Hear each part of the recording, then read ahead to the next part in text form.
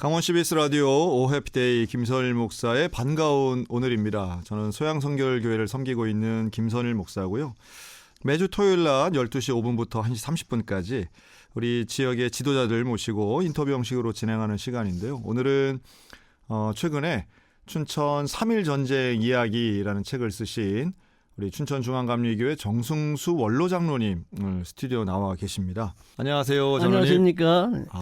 오늘 나와주셔서 감사합니다. 반갑습니다. 네, 장로님께서는 서울 생활 오래 하셨네요. 네. 네. 그러다가 다시 이제 어떻게 은퇴를 하시고 다시 춘천에 오신 건가요? 네, 그러면? 은퇴하고 고향으로 왔습니다. 네.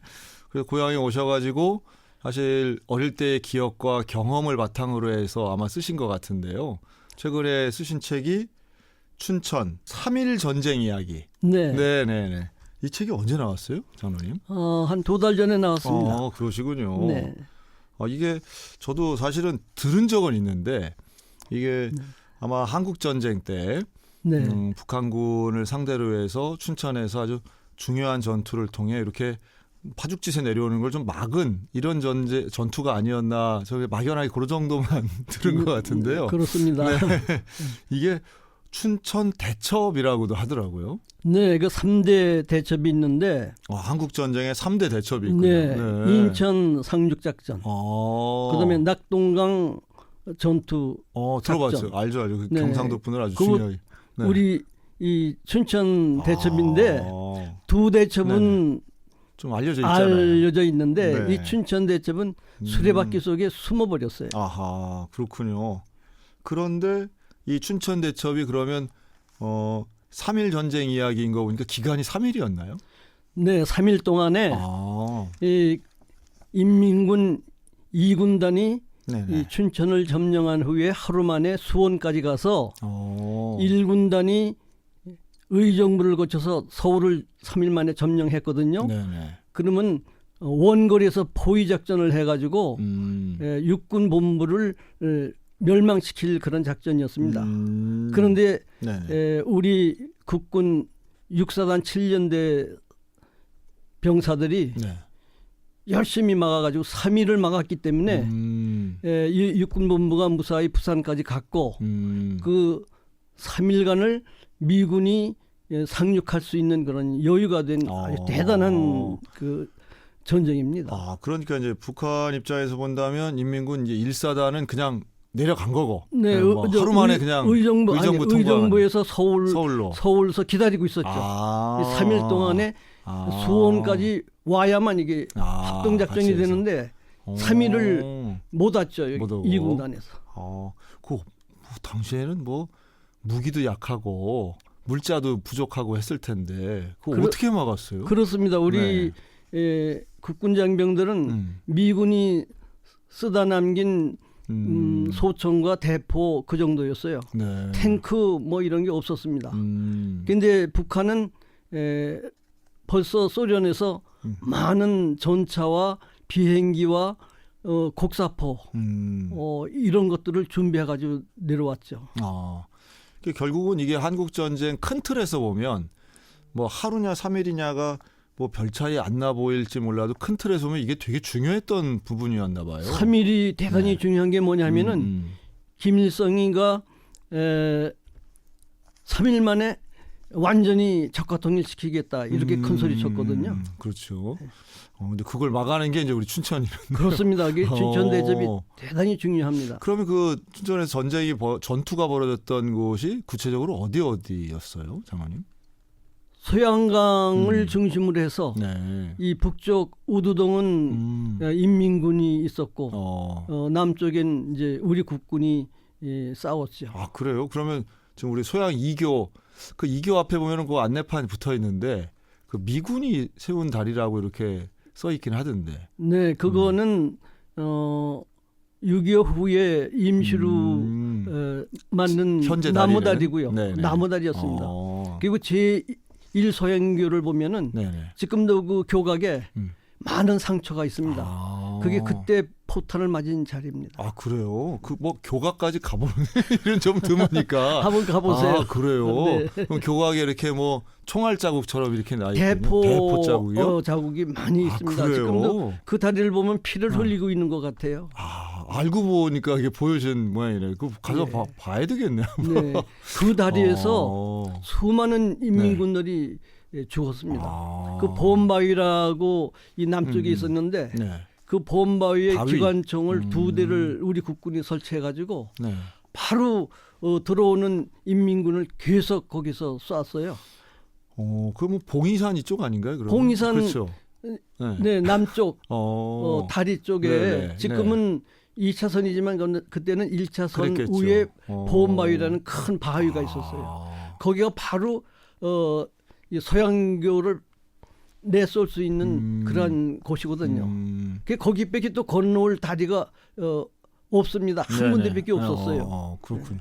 근데 장로님 지금 연세를 미루어 볼 때 그때 어리셨을 것 같은데. 14살이었습니다. 아, 그런데 전투를 직접 보셨어요, 장로님? 처음에는 네. 전쟁이 일어났다 그래서 봉이산 꼭대기에 올라가서 어이구. 불경하듯이 내려봤죠. 아, 그래요? 그랬더니 여기 이 우두벌판에 네. 새카맣게 이렇게 개미떼처럼 기어 나와요. 근데 여기가 인민군이. 밀밭 보리밭이었거든. 이맘때니까. 네네. 그렇죠. 수없이 지금. 기어 나오는데 저 우리 국군이 포를 뻥 쏘면은 그냥 먼지가 퍼썩 일어나고 또 퍼썩 일어나고 그래 재밌게 구경하고 있었죠. 근데 아니, 재밌게 구경해요. 처음 봤으니까. 그래도 야 정말 정보가 아무것도 없었네요. 지금 이게 무슨 난리인지도 모르고 그냥 신기하게만 보신 거예요. 그럼요. 전쟁이 뭔지도 모르고 우리가 38선 이렇게 가까이 살았던 것도 몰라요. 위험하다는 것도 전혀 모르고 평화롭게 살았죠. 네. 야 근데 어느 날 갑자기 들이닥치고 그랬네요. 1시간 정도 거기서 구경하고 있는데 쎄쎄쎄 하면서 폭탄이 그냥 우리 뒷머리로 뻥 떨어지잖아요. 그냥 큰 웅덩이가 퍼졌죠. 그다음엔 걸음아 날 살려라고 다 도망가 버렸죠. 겁이 나서. 그때 뭐 혼자 보시진 않았을 것 같은데. 우리 동네 어른들 다 올라와서 아이고야 그게 구경했죠. 와 그렇군요. 여기 전투를 14살이면 그렇게 뭐 어린 나이도 아니었네요. 네, 중학교 1학년. 그렇네요. 이게 74년 전이던데. 네. 74년 전에도 중학생이었어요. 아이고 장로님 정말 건강하시네요. 고맙습니다. 네네.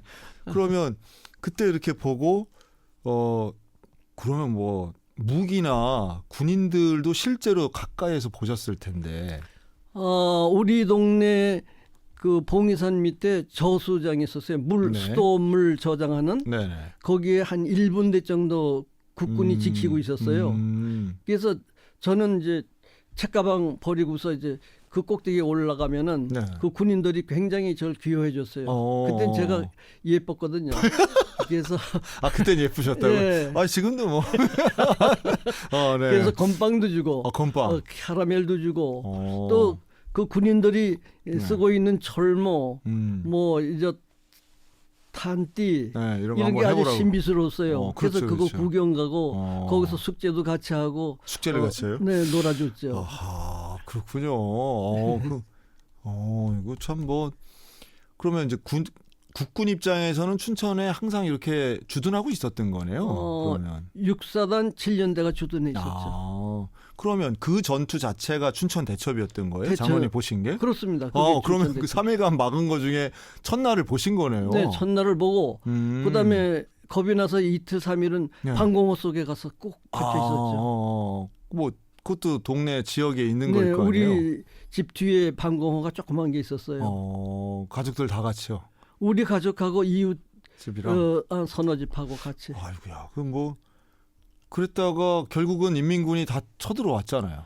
그 3일 혼하게 이제 동이 트는데 비가 멎었고, 내 동생이 6살인데 방공호에서 나와서 이제 소변을 보고 있는데 인민군이 쫓아 들어왔어요. 아이고야. 근데 1분대 정도 되는데 분대장이 얼굴은 까맣고 눈은 새빨개요. 왜 그런가 그랬더니 잠을 못 자서 그런데 사람을 많이 죽여서 새빨 갖다 또 그래요. 그 뭐 굴에다 대고서 네네네. 따발총을 쭉 쏘고서 아이고, 국방군 없이지 그렇게 소리 지르더군요. 우리가 다 나왔죠, 가족이. 얼마나 무서웠을까? 그때. 무서웠죠. 네. 근데 남한한 사람 인민군이 그 긴 그 딱콩총이라고 그래요. 소련제 그 긴 총. 네. 그걸 질질 끌 정도로 밀고 왔더군요. 상당히 치근해 보였어요. 네. 이게 이제는 해방이 됐으니까 아주 좋은 세상이 됐으니까 잘 살라고 그러고 이제 가버렸죠. 그러니까 우리가 이제 춘천 시민을 해방시켜줬다. 네. 국군을 몰아냈으니 해방시켰다. 예. 뭐 이런 얘기네요. 네, 그렇습니다. 그리고서 이제 그 인민군들은 결국 서울을 향해서 갔겠죠, 그러면. 이제 양평 쪽으로 해서 저 수원 쪽으로 갔죠. 근데 이제 그 하루 동안은 네. 이 공백 상태예요. 전투 인민구도 없는. 없고 군인도 없고 우리 경찰도 없고 저 내무사원도 없고 아무도 없었어요. 하루 동안은. 근데 그냥 생각하기에 그런 전투가 있었으면 시체들이 있을 거 아니에요. 시신들이. 시체도 널브러져 있을 텐데 우리는 못 봤어요. 아직 거기 방공 속에서만 있었기 때문에. 아이고야. 그럼 이제 빨리 도망을 가든지 뭐 그런 고민들을 하셨을 거 아니에요. 피난 갈 고민. 뭐 인민군이 벌써 왔으니까 도망갈 필요도 없죠. 뭐 벌써 포로로 잡혔죠. 포로로 잡힌 거예요? 아니 그게? 인민군 그 치하에 치하에 있는 거죠 있는. 이제는.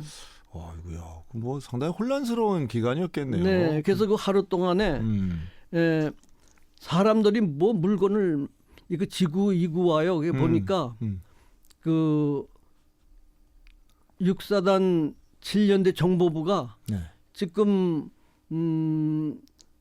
소양 천주교 있는 그쪽에 2층이 있었거든요. 거기 들어가 가지고 소양 성당이요? 성당 옆에 건물이 있었어요. 정보부 건물이 있었는데 거기들 들어가 가지고 쌀, 뭐 고기, 심지어는 저 침대에 포까지 막 지고 나오는 약탈을 거예요. 해가는구나. 그러니까 도둑놈이 다 돼버린 거예요. 그렇죠. 저도 거기 가서 쌀 한 대 훔쳐왔죠. 이제는 고백하는. 예. 뭐 먹을 게 없잖아요. 아이고, 뭐 네 거 내 거 없는 그 시절이었네요. 그렇죠. 네. 그렇군요. 그리고 빈집털이도 극성이었어요. 그렇게. 뭐 다 피난 가고 없으니까 거기 들어가서 귀중품 있으면 훔쳐 나오고 다 도둑놈이 돼버렸죠. 그때. 아이고. 그러면서도 피난 안 가시고 어쨌든 서로 뭐 좀 훔치긴 했어도 그냥 계속 머물고 뭐 계셨던 어디 갈 거네요. 데도 없고 그러니까 없고. 불안하지만 그냥 집에 있었죠. 근데 장로님 지금 말씀하시는 게 그 연대나 부대 이름을 정확하게 말씀하시는 건 당시의 경험이라기보다는 나중에 장로님 조사하신 것 같네요. 나중에 제가 이 수기를 쓰기 위해서 육사단 그 본부 철원에 있는데 거기까지 찾아가 가지고 네, 동성애. 예. 네네. 거기 그 전투 기록을 제가 복사해 오기도 했습니다. 그래서 한 10년 전에 강원 도민일보에 제가 10회 그 6.25에 대한 연재도 했습니다. 그렇군요. 그 원고를 이제 모아서 이번에 책을 내신 거네요. 네, 그것도 근거가 됐죠. 그러니까 사실은 개인이 경험한 것이 있고 또 당시에 사료를 통해서 증명되는 사실들이 있을 텐데 그거를 이렇게 조화롭게 잘 이제 쓰신 거네요. 네, 그렇습니다. 그럼 14살짜리 그 소년이 봤던 전쟁은 이제 두렵고 무섭고 그렇죠. 막막한. 네. 그러다가 근데 그 공백기가 이제 하루 지난 다음에는 어떤 상황이 펼쳐졌어요? 이제 내무서원이라고 그래요. 경찰을 거기서. 네. 매일 이제 학교에 오라 그래가지고 학교에 나갔죠. 여기서 저는 봉이동에 살았는데 네네. 저 학공리에 있었거든요. 사범학교는. 근데 거기까지 걸어가면은 우리 영어를 가르치던 선생님이 그 김일성 노래를 가르쳐요. 갑자기 공산당이 깜짝 놀랐어요. 공산당이 되셨구나. 네, 공산당이 돼가지고 배우는데 그냥 배우는 게 아니야. 이게 막 책상을 두드리고 부흥회 하듯이 이렇게 하고 그래야지 그냥 조그맣게 노래 배우면 그건 당성이 없다고 야단 맞아요. 순식간에 그냥 며칠 만에 저 공산당 학교가 돼버렸네요. 그렇게 됐죠. 그리고 이제 레닌 막스 그 리론 가르치고. 아 그래요? 네, 그다음에 김일성 유훈이라고 있어요. 김일성이가 그 신문에 담아내는 거. 그거 돌돌 외워가야 돼요. 그 다음날. 야, 그러면 그걸 뭘 준비를 했네요. 세뇌 교육을 시키는 거죠. 그렇군요. 네. 그러면 불과 며칠 전만 해도 우리 남한의 교육을 하던 선생님이 갑자기 하루아침에 김일성 노래 가르쳐주고 이런 네. 거예요? 좀 이해는 안 되는데. 그러니까 여름에 무슨 눈이 오듯이 완전히 다른 세상이 완전히 다른 되는 세상. 거죠. 여름에 눈이 오듯. 네. 혼란스럽지만 어쨌든 살려면 또 적응을 했어야 될 거 아니에요. 그렇죠. 거기 안 나가면은 또 사상범이 돼가지고 네. 어려운 일이 있으니까 학생은 학교에 나가야 되고 네. 여자는 또 여성 동무 그쪽에 또 나가야 되고 매일 밤에 이제 그 세뇌 사상교육 교육을 네. 시키는 거죠. 그걸 얼마나 하셨어요? 그렇게 하는. 저는 한 일주일 다니다가 네. 실증이 나서 슬그머니 빠져나왔어요. 매일 똑같은 거 똑같은 반복하니까. 야, 이건 뭐, 네, 힘들어요. 장로님 되게 그 어떤 변화에 상당히 그 주관적으로 잘 적응하신 것 같네요.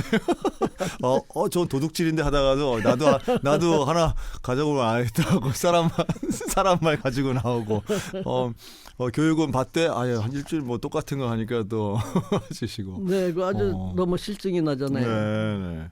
그래서 그럼 그 가운데 그런 상태가 어쨌든 장로님은 교육을 덜 받으셨어도 그 인민군이 지배하는 그 기간은 계속 이어지는 않았을 것 같은데요. 네. 저희 아버지가 일찍 돌아가셔서 저희 어머니가 하숙을 쳤는데 네. 그 전에 최소방이라는 분이 있었어요. 그분은 목재소에 다녔거든요. 네. 근데 40이 넘도록 장가를 못 갔어요. 네. 근데 그분이 붉은 완장을 차고 왔어요. 어휴. 그러면서 우리 승순의 집안은 옛날에 아버지가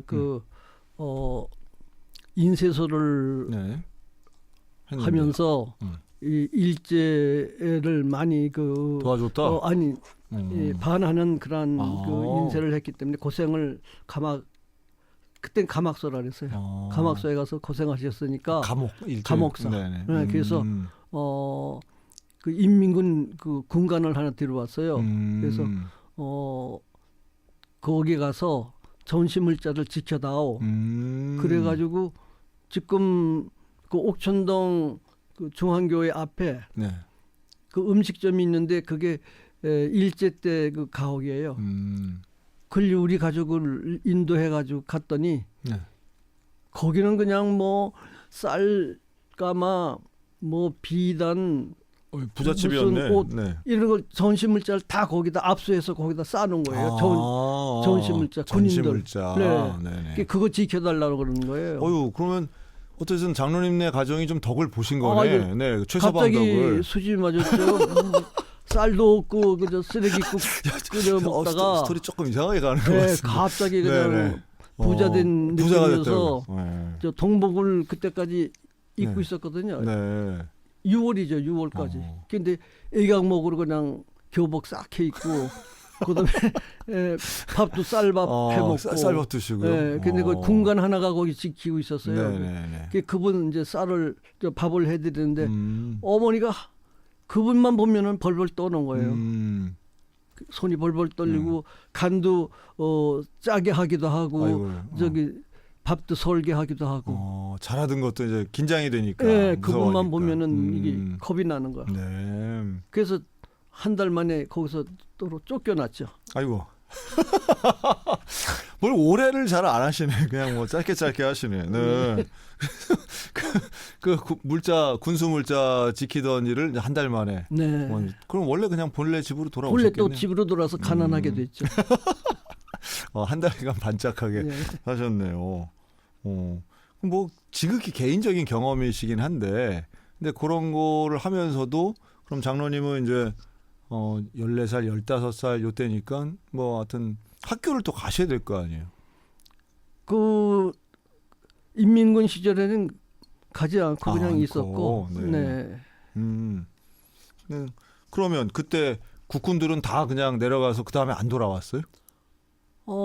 그 다음에 10월 그 추석경에 수복이 됐죠. 3개월 만에. 이제 그 동안에 일어났던 일들이 그 3개월 뭐 길 것 같지는 않지만 지옥이었죠. 되게 힘들었을 것 왜 같아요. 그러냐면은 네네. 낮에 공습이 있으니까 군량미를 밤에 날라요. 아 그래요? 그래서 어머니가 그때 45세쯤 됐는데 춘천역으로 모여라 그래서 한 집안에 하나씩 이제 징발을 당해가지고 네네. 갔죠. 그러니까 거기서 쌀 한두 마를 이던지 지고서 원창고개 넘어 그 동산면까지 날라라. 그래서 이제 그 저녁에 쌀을 이고서 원창고개를 넘어서 동산면 면소까지 이제 가는 거죠. 밤새도록. 그래요? 거기 갖다 놓으면은 네. 또 거기서 리레이식으로 거기 있는 주민들이 다시 이제 홍천까지 가고 홍천서 또 저 남쪽까지 이렇게 가게. 야, 좀 전쟁의 일종의 비참함이네요. 네, 그래서 그런 일을 계속 부역을 시켰죠. 네.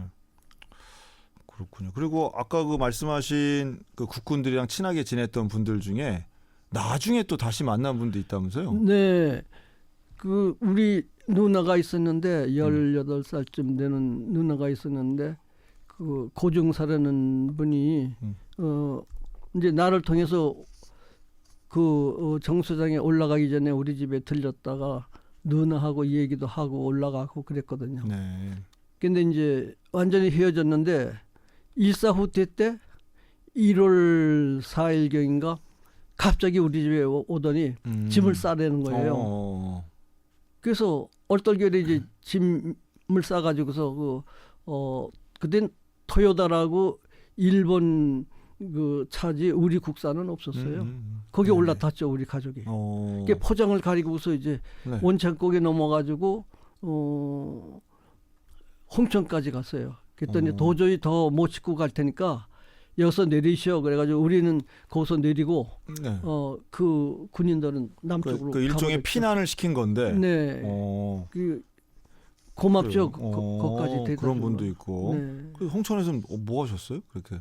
홍천서 다시 보따리 싸가지고서 계속 남쪽으로 내려가는데 산마치고개라고 있어요. 네네. 험한 고개거든요. 그때 거길 가는데 눈이 이렇게 쌓여 있는데 피바다예요. 사람들이 막 죽어가고 저기 엄마는 죽었는데 아기는 품에서 울고 이렇게 그냥 생지옥이에요. 그 왜 그러나 그랬더니 벌써 인민군 그 중공군들이 우리 백성 옷을 농민 옷을 입고 같이 끼워서 선발대가 넘어가는 거예요. 그러니까 국군은 무차별 그냥 포격을 한 거죠. 그러니까 민간인 공산당이 섞여 있으니까. 거기 섞여 선발대가 넘어가는 거예요 군인들이. 그래서 그렇게 비참한 꼴을 보고 그다음에 이제 원창 저기 그 산마치고개를 넘어서 그다음에 원주까지 2, 3일 걸어서 갔죠. 그 춘천 분들이 피난을 간 게 이제 홍천 지나서 원주까지 가신 거예요. 그렇죠. 원주로. 알겠습니다. 야, 이거 뭐 그래도 장로님의 이런 증언이나 이게 확실히 우리 지역에서는 살아있는 생생한 증언이. 그렇네요. 네, 그럼 그때도 신앙생활 하셨어요, 장로님? 그때까지는 안 했어요. 안 하시고. 알겠어요. 그리고 어서 성당 신부님이 또 어떤 고초당하는 거를 보신 모양이에요? 이 모순물 고개라고 있습니다. 네네. 지금도 있고요. 저는 모순물 고을에 살았거든요. 그 안에 유명한 모순물이 있는데 지금은 메어지고서 그 위에 도 건물이 섰죠. 그런데 여기에 계시던 성당 신부님이 이렇게 묶여가지고 이분이 뭐 외국인이셨던 모양이에요? 그렇죠. 외국인 신부인데 백인이고. 네. 제가 고개 쪽에 이렇게 우연히 나가봤는데 두 손을 뒤에 묶이고서 그 내무사원이 끌고 가는 거예요. 근데 어떤 사람이 손가락질면서 저 양남 죽여라 그러니까 목숨은 하나님이 주신 것인데 함부로 말하면 안 됩니다. 그러고 가더라고요. 한국말로? 우리말. 네네네. 근데 어디 갔냐면은 지금 그 한림대학교 그쪽이 큰 고개가 있어요. 작고개라고. 그 잣나무가 많거든요. 네네. 거기 갔다가 청사를 시키는. 그걸 보셨어요, 장로님? 저는 못 보고 의뢰에 이제 청사를 시키면 글리 데려가는 거예요. 거기서 많이 죽었죠. 그렇군요. 이런 외국인 신부의 또 이런 죽음 이런 건 아마 가톨릭 쪽에서들도 좀 관심 있게 알고 있는 내용들이겠죠. 그런데 신부뿐만 아니라 목사님이라든가 이 스님이라든가 이 종교 지도자를 제일 싫어합니다. 맞아요. 왜 그러냐면은 놀고 먹는다 그거예요. 일도 하나도 안 하고 입으로만 먹고 사는데 우리 공산당은 신은 믿지 않는다. 그렇죠. 그 대신 그 자리에 김일성을 우상화시키는 거죠. 맞아요. 맞습니다. 그리고 피난 갔다가 돌아왔더니 그 좀 뭐랄까 좀 큰 집에서 또 사셨어요? 그렇게 원주 갔다가 다시 돌아오셨을 때 춘천으로? 아니죠. 원주에서 이제 열차를 타고 저 안동까지 갔었죠. 안동이요? 네. 거의 멀리 가셨네. 그때는 37도선이 저지선이었어요. 네. 그래서 안동까지 가서 3개월쯤 있다가 다시 춘천에 들어오니까 완전히 우리 집 다 타버리고 아무것도 없는 거예요. 그래서 그 도청 앞에 그 일본 사람들이 지은 그 저택이 있는데 다 반은 헐리고 반은 있는 그런 데 가서 치우고서 남의 집에 들어가서 살았죠. 그 기와집골 이런 데 사신 거예요? 아니 기와집골이 아니고 바로 저 도청 앞에 그런 집이 서너 채 있었습니다. 그렇군요. 그럼 언제 이제 교회는 언제부터 다니신 거예요? 그러다가 어머니하고 저하고 열심히 그래도 번 돈으로 조그만 집을 지었는데 그 집을 지은 그 우이가 이영찬이라고 우리 집에서 우리도 춘천에서 갑부였어요. 큰 저택인데 그 집이가 공산당 그 도당 위원장이 돼버렸어요. 그래서 납치돼 가다가 저 총살됐거든요. 그 집이가 비었으니까 그 계엄사령부가 거기 와 있었고 YMCA가 또 거기 같이 있어가지고 그 얘기군요. 저희 집에서 주일마다 십자가 그 찬송을 듣고서 야 나도 교회를 가야겠구나. 거기 학생들이 몇 명 와서 주일날 예배 보고 그랬어요. 그래서 마음이 좀 움직였죠. 김선일 목사의 반가운 오늘은 춘천중앙감리교회 정승수 원로전원님과 함께 말씀을 나누는데요. 사실 지금 이제 6월 달은 호국 보훈의 달이잖아요. 그리고 6월에는 늘 우리가 이제 한국 전쟁에 대해서 함께 얘기하고 말씀하는데 뭐 저희 부모님 세대도 마찬가지고 장로님도 이렇게 직접 전쟁을 경험하고 또 피난을 경험하고 인민군과 국군의 그런 혼란스러운 시기를 다 정말 겪으셨는데 전쟁은 없어야 되잖아요. 그렇습니다. 앞으로 전쟁이 있으면요. 큰 환란인데 기도하고 우리가 하나님 절대 믿음으로서 전쟁을 막아야 됩니다. 그러면 이 이제 한국 전쟁이 뭐 하여튼 이렇게 4년 만에 이제 끝나긴 하는데 장로님은 그 다음에 선생님이 되신 것 같아요. 네, 그렇습니다. 제가 병설 중학교라고 중학교가 있었어요. 거기에 입학을 하게 됐는데 4학년 때까지 제가 구구단을 다 외우지 못했어요. 그래서 빵점을 받아가지고서 아이고야, 빵점. 귓다시를 몇 번 맞고 그랬는데 그때는 공부 못하면은 나오라 그래서 막 때려요. 그러면 장로님 그 일본 선생님한테도 배우셨을 것 같은데? 일본 선생님한테 1년 반, 1학년, 2학년 반까지. 그렇겠네요. 근데 뭐 4학년 때까지 구구단 못 외웠지만 중학교 때 가서는 뭐 공부 열심히 하시는 모양이네요. 4학년 때 담임 선생님이 그렇게 무섭게 굴었는데 우리 집에 와서 과외 해라 그래가지고 공부 끝난 다음에 밤에는 그 댁에 가서 공짜로 가르쳐 줬어요. 어이구. 그때 선생님이. 그래서 그때부터 좀 공부하는 요령을 알아가지고. 그렇군요. 낮에는 이제 뺨 때리시고 저녁에는 불러서 공부 가르쳐 주셨네. 예, 네. 한 몇 명 그 지진 아들 한 5-6명 오라고 해가지고 자기 방 내주고 공부시켰어요. 네네네. 그럼 그 선생님도 혹시 총각 아니었어요? 아니죠. 아니고, 그분은 결혼을 하셨는데 하시고, 네. 진 선생님이라고 지금도 은인이죠. 그럼 네. 그분이 그랬기 때문에 제가 사범학교까지 갔죠. 그렇군요. 그러면 중학교 때 이제 공부를 하셔가지고, 네. 그럼 이제 춘천에서 어쨌든 고등학교, 사범학교 다니시고, 그때는 그 사범학교를 들어가면 군대를 안 갔다고 하신 것 같은데 대부분 그냥 바로 선생님 되시고 이렇게 됐다고 하던데. 선생 1년 만에 군대 가서 1년 하고 왔죠. 1년. 그때는 그 박정희 대통령께서 그러니까 군복무를 단축, 좀, 네, 그렇죠. 뭐 좀 특혜가 있었던 것 네. 같아요. 워낙 교사가 부족해가지고 막 그랬다는 것 같더라고요. 대우를 많이 했습니다. 네. 그럼 처음으로 선생님 되셔가지고는 어느 학교에서 근무하셨어요? 소원 발령난 거는 네.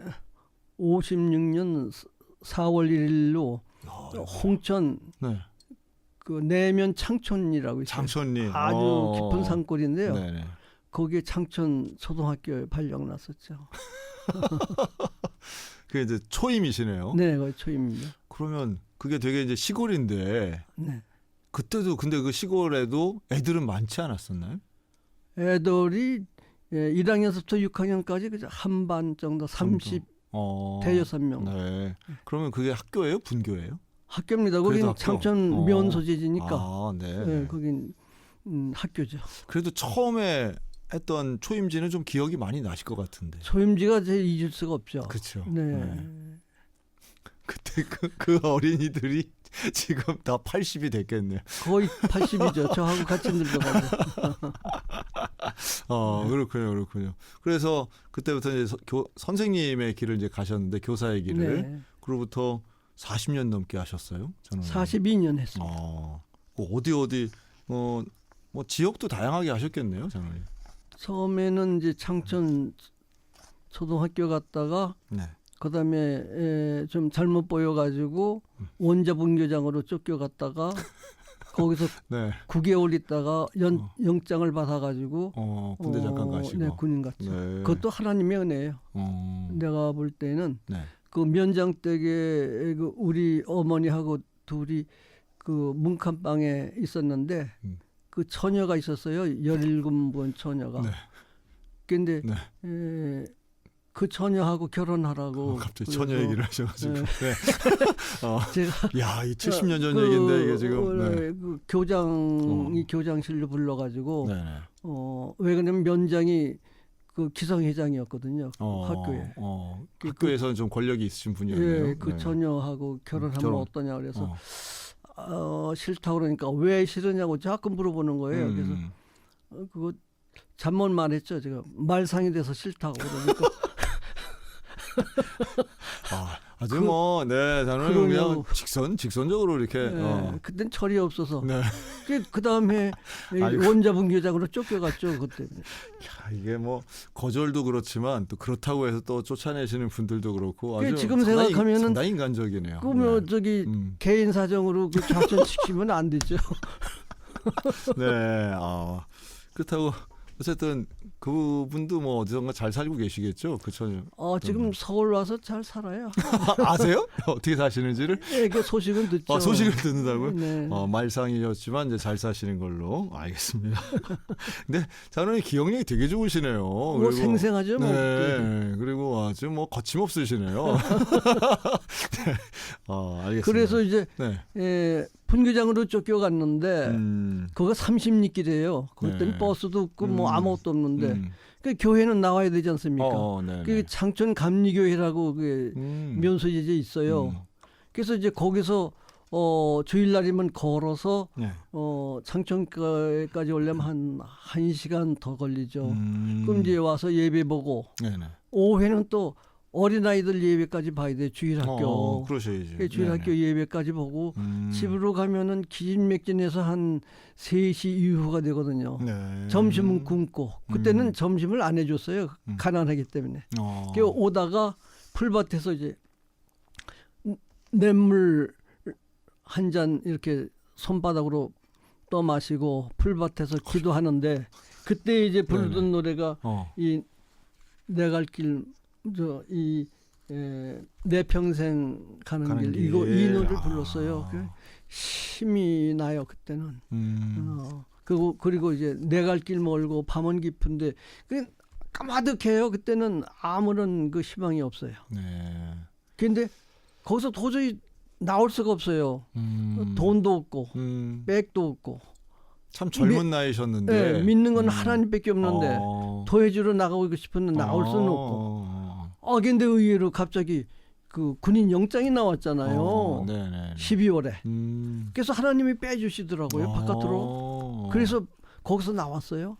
그러셨네. 네.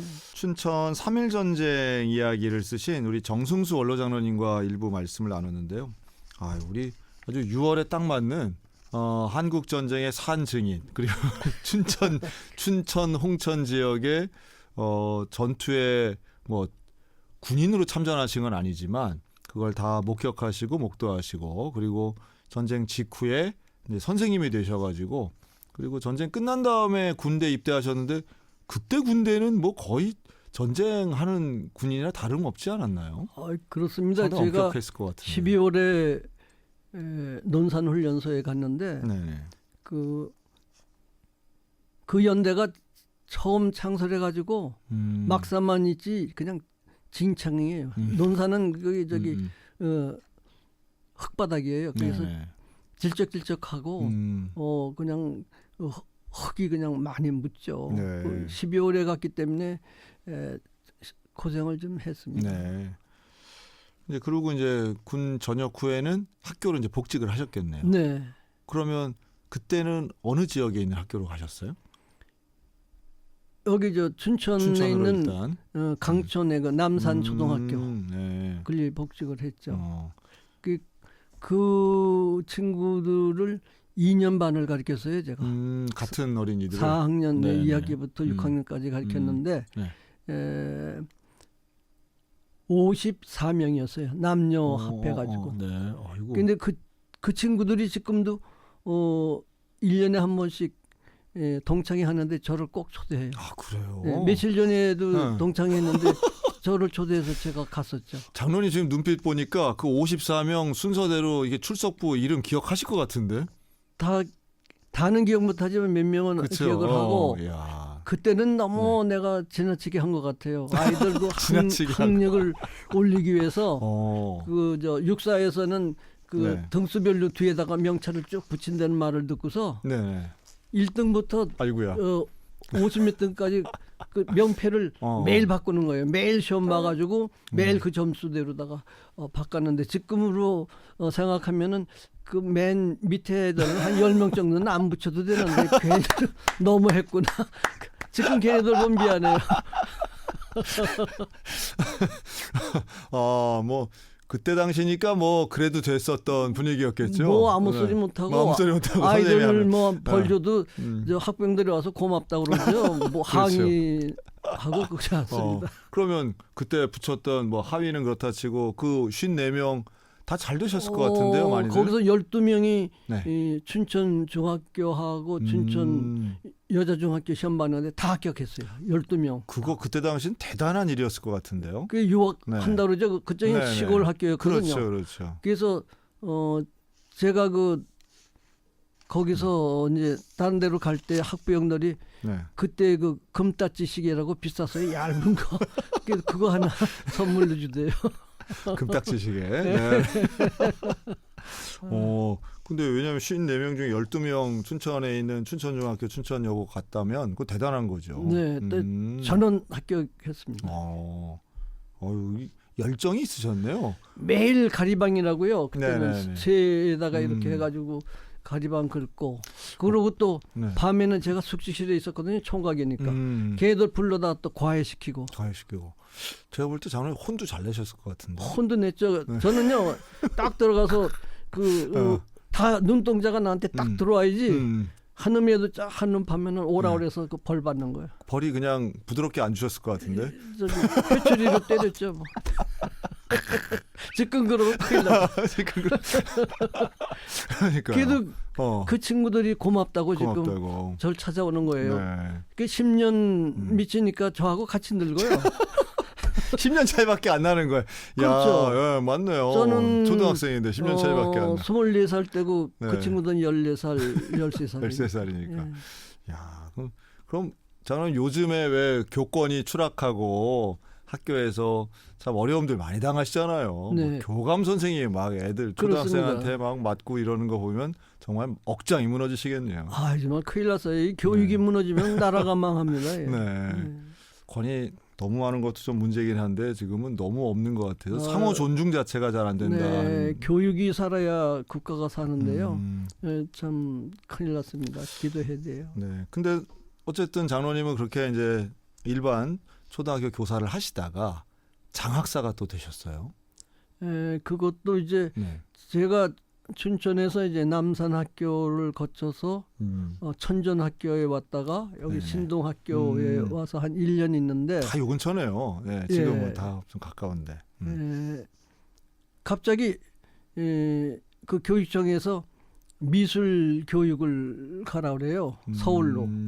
그래서 그 숙명여고에서 한 보름쯤 미술 교육을 받고 이제 거기 전국에서 모인 사람들이 다 이제 자기 주소 써서 교환해서 이제 해줬거든요. 네. 근데 한 달 후에 느닷없이 서울 광희학교 홍 선생이라는 사람이 바꾸자고 편지가 왔어요. 자기는 이 시골로 내려가고 싶다. 야, 그래서 야 이게 웬일인가? 하나님이 주신 건가? 와. 이게 속는 건가? 속는 건가? 아, 속는 건가? 그래도 한번 해보자 그래가지고 그 사람을 만났죠. 그러니까 지금은 그런 식의 인사발령이 아니지만 아니죠. 그때는 그런 게 가능했었던 그때는 거죠. 1대1로 네네. 서울서 하나가 빠져나와야 한 사람을 거기다 집어넣게 됐어요. 근데 그걸 당사자들이 했다는 게 참 그게 놀랍네요. 포화 상태니까 네네. 서울엔 들어갈 수가 없었어요. 그 만났더니 자기가 여기 내려올 차비를 다 하고 그래요. 속는 거 아닌가? 그래서 반은 네. 반신반의하고 반신반의. 그래도 네. 차비를 줬죠. 네네. 그래서 한 달 안에 이제 제출하라 그랬는데 네. 서류를 제출 안 하는 거예요. 아이고. 네. 소문은 퍼지고 야 저기 정 선생 서울 간다더라 그러고. 한 번은 교감이 불러서 정 선생 어떻게 된 거야? 그래서 가망이 없습니다. 그러니까 그러면 그렇지 그러고 무릎을 쳐요. 그때 전혀 흔한 일이 올라간 아니었으니까. 사람이 없었어요. 예. 그래서 이제 뭐 그 집을 찾아가도 주소가 가짜고 어이구. 그래서 이제 힘없이 광화문 거리를 이렇게 가는데 문득 생각이 나는 게 조선일보사의 그 만평을 그리는 그 화백. 안화백이 네네. 우리 선배님이에요. 우리 선배요? 우리 서울학교 선배. 그래서 덮어놓고 그 조선일보 찾아갔죠. 그래서 인사국복하고서 제가 13회입니다. 그러니까 진짜 저 후배야 그래. 네 제가 후배였는데 실제로 안면이 있는 아무 건 안면도 없는데 그냥 찾아간 거예요. 할 수 없이. 그래가지고 거기 요만한 메모지에다가 이 사람 좀 봐달라고 써줘서 그걸 가지고 장학사를 찾아가셨구나. 그분 장학사가 서울시청 뒤에 건물에 있었거든요. 가까웠네요. 같이 합해 있었어요. 그래서 찾아가서 그분께 이거 드렸죠. 그랬더니 알겠다고 그러더니 그분이 광희 그 초등학교 교장실로 갔어요. 어이구. 장학사면 대단하잖아요. 그렇죠. 그래서 그 홍 선생을 불러가지고 당신이 이거 전출 서류 안 내면은 파면시키겠다. 그래가지고 스토리가 조금 좀 과격하네요. 네. 그 사람이 간다고 희망을 했으니까. 희망했으니까. 그래서 그분이 일로 오고 제가 광희학교로 발령이 났죠. 야, 장로님 되게 적극적이시네. 그리고 어쨌든 그 차비는 차비는 좀 좋지만 네. 조금 줬죠. 결론이 이제 그렇게 됐네요. 예. 그 이제 발령 받고 가니까 어리더리 돼요. 여기는 6학급인데 거기는 80학급이에요. 그러니까 한 3,000명이 왔다 갔다 하는데 2부 예배가 2부 예배래네. 2부 시작이 2부제 수업. 예, 1학년부터 4학년까지. 그렇죠. 맞아요. 이제 12시면 나가고 그다음에 또 들어오고. 60년대 있을 것 같은데. 예, 정신 없어요. 한 학급이 70명, 80명이고요. 장로님 저는 초등학교 때 3부제 했습니다. 3부제. 어디 다니셨나요? 천호국민학교라고. 3부제. 천호는 더 해요. 그렇죠. 그래가지고 이제 저 4학년을 네네. 맡았는데 어리더릿하니까 내 별명이 촌딱 선생이에요. 시골서 왔다고. 시골서 왔다고. 이야, 그래서 이제 서울 생활을 시작하신 거네요. 네, 그래서 서울. 그럼 그때 장로님이 결혼하셨어요? 결혼 안 했죠. 안 하고 총각으로. 아이고 대단하시네요. 그리고 서울에 있는 학교 이제 서울 교사 생활 네. 그리고 이제 나중엔 장학사도 하시고 네. 이게 또 특별한 일이었다면서요? 장학사 되신 게. 서울교육위원회에서 어떤 제도가 있냐면은 금상 연구교사라는 제도가 있는데 금상 은상을 주거든요. 네네. 그럼 이제 희망을 받아 가지고 2년 동안 그 수업을 진행하는 걸 연구사가 와서 채점을 하고 그다음에 연구 실적을 보고 그다음에 논문을 써야 됩니다. 거기에 대한. 그렇겠죠. 그 논문은 교대 교수가 하고. 그게 그 2년을 제가 했죠. 네. 근데 첫 해는 은상밖에 못 받았어요. 그러니까 떨어져 버렸어요. 그래서 이제 다른 학교, 승리학교라는 데 가서 6학년을 맡고서 2년 동안 그걸 열심히 했죠. 네. 그랬더니 다행히 금상을 받았어요. 근데 금상을 받은 사람이 네. 뭐 한두 명이 아니고 그것도 한 12명 되거든요. 각 과마다.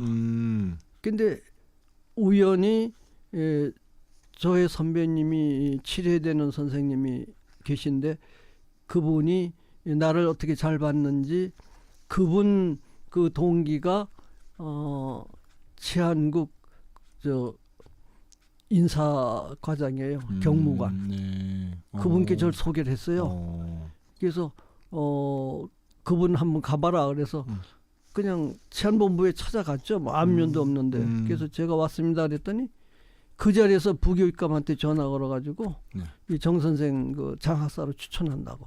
그게 어떻게 하나 그랬더니 일본서 같이 대사관에서 몇 년 근무를 해서 서로 두 분이 친하대요. 그래서 이것도 하나님의 인도죠. 뭐 저는 아무것도 몰랐는데. 네. 근데 일주일 후에 장학사로 발령이 났어요. 그래서 남부교육청 장학사로 한 3년 반 했죠. 그러니까 그렇게 주변에서들 인정받을 만큼 장로님이 뭐 실적도 있고 열정도 있고 그러셨겠죠. 지금 제가 잠깐만 봬도 장로님 지금 연세에도 이렇게 열정이 있으신데 그때 뭐 30살 때야 뭐 어마어마했을 것 같네요. 뭔가를 하려고 네. 애를 무척 썼죠. 네. 네. 그러니까 지금 이런 책도 내시고 하는 거고 네. 뭘 하나 하면 끝까지 하시고 최선을 다하시고 하셨을 것 같네요. 그런 무언은 있습니다. 그런 가운데에 장로님은 언제 되셨어요? 그렇게 되면? 장로는 제가 교감으로 있을 때 네. 집이 그 근처였어요. 화양감리교회 거기 군자동이라고 있는데 네네, 군자동 그 근처에 있어가지고 그 어린이 대공원인데. 네네. 거기서 열심히 해서 교장은 51살에 되고 장로는 52살에 됐어요. 장로 되기가 더 어려웠어요. 교장보다. 그런데 장학사, 그다음 교장, 그다음에 장로님 이렇게 되신 거네요. 근데 그런 과정 하나하나가 어떤 장로님한테는 다 의미가 있고 네. 장로님 같이 이렇게 기록하시고 이런 분들에게는 언제 이렇게 되는 과정 하나하나가 특별하게 해석이 되셨을 것 같네요. 네, 그렇습니다. 그렇네.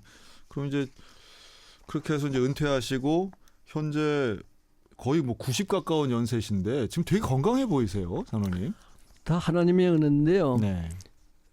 오전에는 이제 탁구 1시간 치고 오늘도 치고 오셨어요? 오늘은 못 쳤죠. 네. 그리고 네. 이제 거기 클럽이 있어요.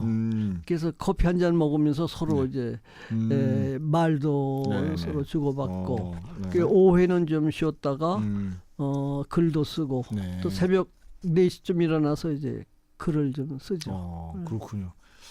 그리고 지금 이번에 나온 책도 춘천 3.1 전쟁 이야기지만 또 새로운 책도 지금 계획하시는 게 있다고요?